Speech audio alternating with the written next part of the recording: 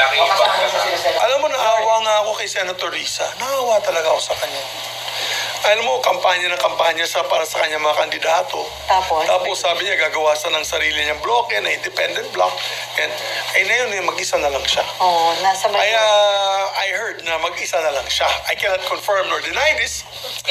But willing nyo i-adapt, sir? of course, she's most welcome to join us. Although we have a divergent,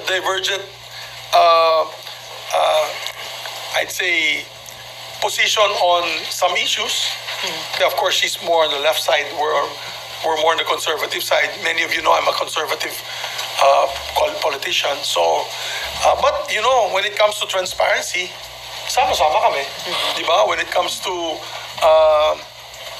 abuse of authority, dapat sama-sama kami na tumayo.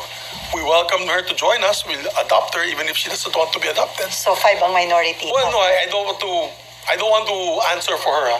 Ay, sa apat lang kami, handa na po kami sa pagiging minority. Okay, Dinda. Sir, nabanggit yung leadership style. Si kay SP Chisba, hindi ka satisfied, especially sa pag-handle ng impeachment case. Ba siya bilib sa style ng leadership? Hindi lang yan marami pang issues Ako, katulad yan, yung sa budget, para kay pa ako nag-vice chair. Diba? Tinanong nila ako, gusto ako mag-vice chair doon sa budget noong 2025. So I said, okay, I'll volunteer kasi para naman, wala naman akong committee. Diba? May committee ako, economic affairs, wala naman akong ginagawa. Alam niyo naman, gusto ko magtrabaho. So hinandle ko yung sa DOST, Department of Science and Technology. Tuntua ako, nabigyan ko sila ng 1 billion additional budget, 1.4 billion, 1.3 billion. Pati PSI, Philippine Science High School, campus na bago, ganda, nalagay na namin sa budget. Pagdating sa BICAM, tinanggal lahat. Nabawasan pa.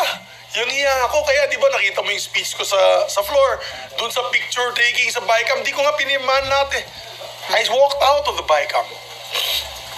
Because I was so upset on the handling of the budget. Apparently, I'm not the only one.